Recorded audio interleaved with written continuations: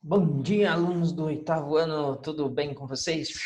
Então, hoje nossa aula vai ser para fazermos as atividades das páginas 126 e 127, que vocês possam fazer essas atividades, assim que terminar, tirar uma fotografia e me enviar para eu ver que está sendo feita, vai ser o meu visto para eu poder registrar na nota de vocês, ok? Além disso, como tarefa, vocês irão fazer a tarefa da página 126. Está bem explicadinho. Você vai observar uma paisagem bem bacana da sua casa, pode ser o seu jardim, pode ser uma paisagem que você costuma visitar de vez em quando. Vai tirar uma fotografia e vai trabalhar essa fotografia através dos filtros que o próprio celular traz nos programas de aplicativo. Vai fazer essa fotografia dos moldes do romantismo, tá bom? E vai me enviar essa fotografia, vai postar no seu Instagram ou no seu Facebook e vai marcar a escola. Tia, não tem Instagram nem Facebook. Posso usar do papai e da mamãe? Pode usar do seu pai e de sua mãe tranquilamente, do seu colega, etc. O importante é marcar o professor Ney, @Ney Antônio P, e marcar a escola Luiz César, @Luiz César, de esquerda mesmo, beleza? Então, conto com essa tarefa de vocês. E vamos lá fazer a nossa atividade. Peraí, deixa eu abrir a apostila. Beleza, apostila aberta. Vamos ampliar aqui para ficar melhor de visualizar. Eita, tá grande, né? Pequeno, né? Aí, 150, acho que é um tamanho bom. Ótimo. Vamos lá, então. A primeira pergunta da página 126 é a seguinte. Como os pintores românticos se valiam do uso da cor para atribuir forte carga dramática às cenas retratadas? Olha, os pintores românticos, eles faziam isso porque eles entendiam que o uso da cor nas telas que eles tinham, principalmente por meio da luz e do contraste, transmitia ao espectador, que é aquele que vê, uma emoção que a ação retratada tinha. Ou seja, eles desejavam que quem observasse a obra pudesse sentir a emoção como se estivesse de fato diante daquele momento que a obra está sendo transmitida. Beleza? Vamos criar essa resposta então? Então, nessa resposta, nós vamos escrever o seguinte. Uh, eles, quem os pintores, né, desejavam que os espectadores, quem são os espectadores? Isso mesmo, aqueles que observam a obra, pudessem sentir a emoção como se estivessem, de fato, diante daquela ação, por meio da dramaticidade, palavrão, né, das obras. Beleza? Então, eles desejavam que os espectadores pudessem sentir a emoção como se estivessem de fato diante daquela ação por meio da dramaticidade das obras. E a cor ajudava bastante nisso. 2. Explique por que a liberdade guiando o povo, de Eugênio Delacroix, dispensou a figura principal do quadro, a roupagem heróica tão estimada nas obras de pintura acadêmica. Ele, para a gente começar a entender, a gente tem que entender o seguinte, ele fazia o que nós chamamos de pintura alegórica, de alegoria. Então, ele representou a liberdade na figura de uma mulher, onde havia um sentimento coletivo de liberdade. Obviamente, um sentimento abstrato dessa liberdade. Só que ela é retratada surgindo de pessoas comuns, do povo, que está ali lutando com a roupa rasgada. E que também pode ser interpretado como uma alegoria para representar a própria luta que nós seres humanos temos. Além disso, tem a intenção do artista de transmitir sentimentos patrióticos sem atribuir uma única personalidade possíveis feitos heróicos, como a academia costumava fazer. Então, muitas interpretações, né? Vamos lá.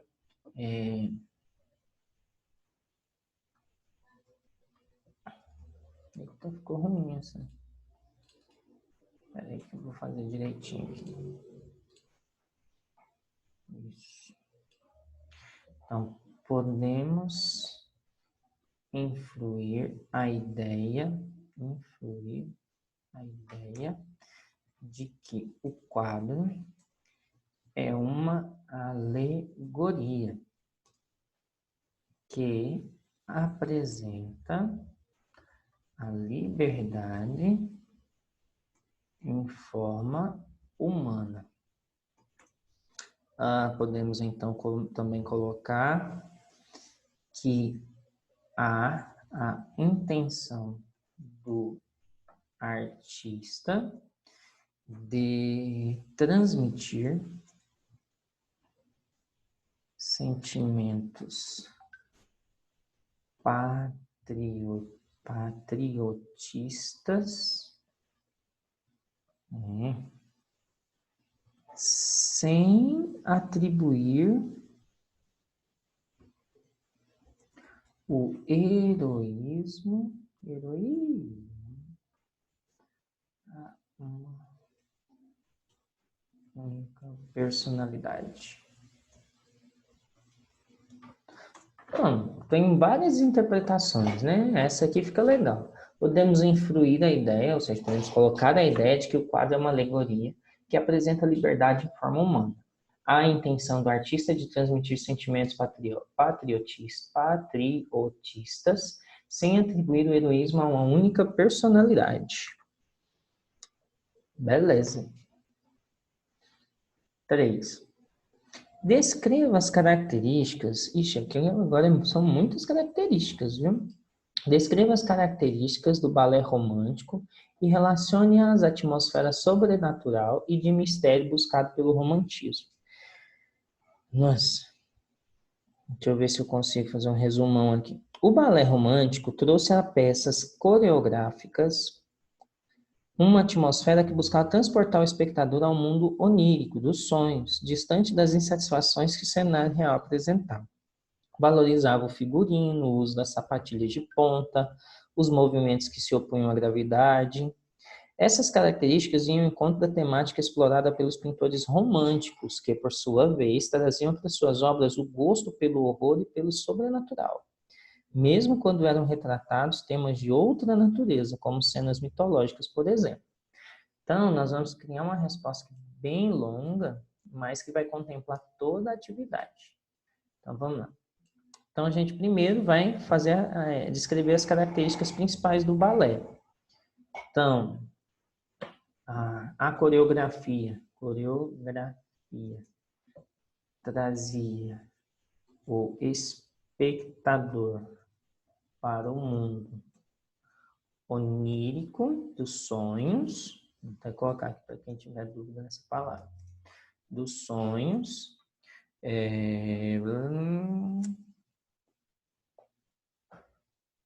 Valorizavam o figurino.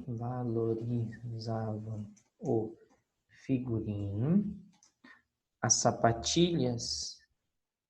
A sapatilha de ponta.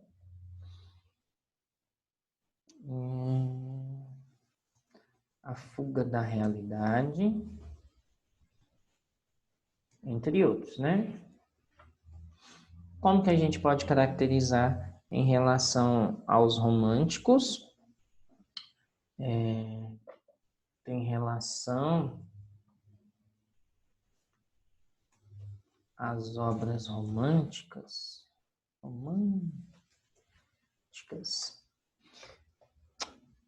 pelo horror e pelo sobrenatural.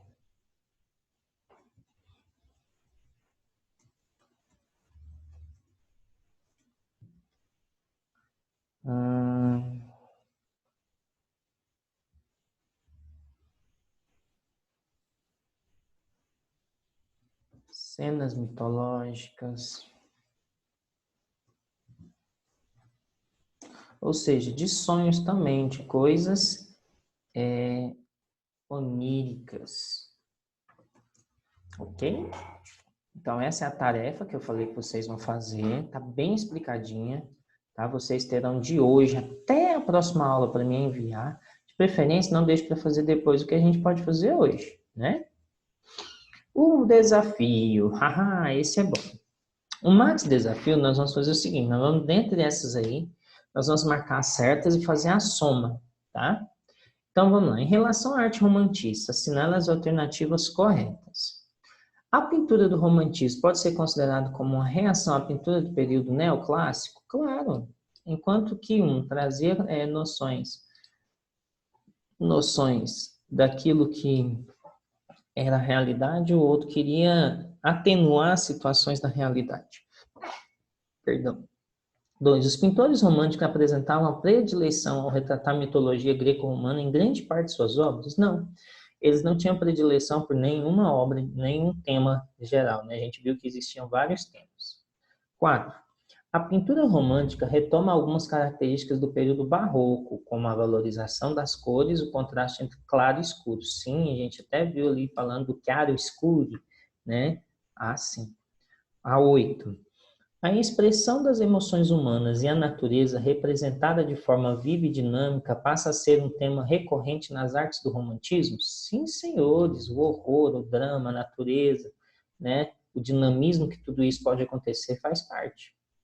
Apesar das diferenças temáticas em relação à arte do neoclassicismo, os pintores românticos continuaram a prezar as regras e convenções das academias de belas artes em detrimento da liberdade de expressão? Claro que não. Os artistas românticos, eles queriam se libertar do academicismo. Então, ficou a questão 1 mais 4 mais 8, que é igual a 1 mais 4 mais 8, 13. Beleza? Agora vamos lá. Esse aqui é o nosso resumão do contexto histórico. No contexto histórico, então, nós vamos entender que a Revolução... Qual foi a revolução mais marcante nesse período? Francesa.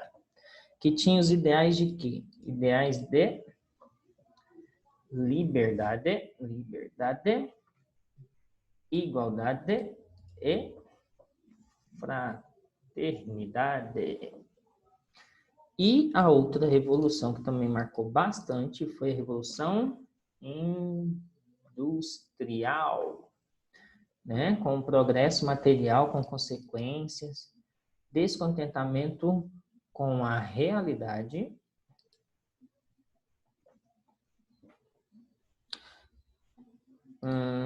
também havia nesse período uma influência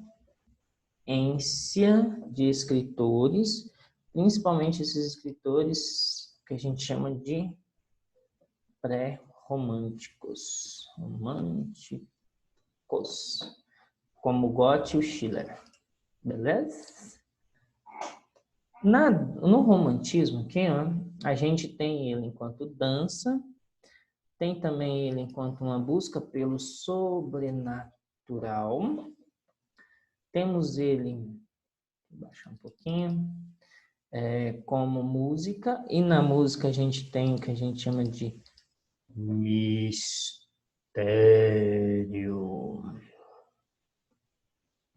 e fantasia. Dentro do teatro, nós temos o dilema de quem? Do herói. Beleza. Ainda dentro do romantismo aqui, ó, nós temos umas características da pintura. Olha só as características da pintura. Acabou a postura? Então tá, né? A página.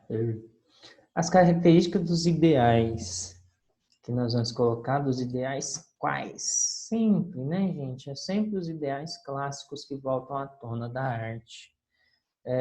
O que dos sentimentos era importante? A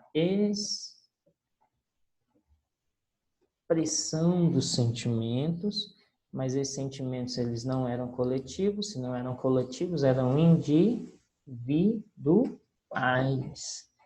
De quem? De quem olha ou de quem faz a obra? Claro que é de quem faz a obra, então do artista. Temática carregada de emoção, pelo uso, eu falei lá na primeira atividade, uso do quê? O que eles usavam para dar emoção? A cor. Afinidade com o horror e o sobrenatural. E aqui, por fim, é uma busca pela sensação de nacionalismo. Então, pessoal, é isso aí. Se tiver dúvidas, só me procurar. Qualquer coisa, se tiver sido muito rápido, vocês pausam para fazer as respostas e depois continuar. Façam a tarefa, vocês têm de hoje até a próxima aula para me enviar, mas viva no quadrante 2, não deixe para fazer não deixe para fazer as coisas, não deixe para fazer depois aquilo que você pode fazer agora, né? Viva o quadrante 2, faça aquilo que é importante e não urgente. Beleza? Um abraço.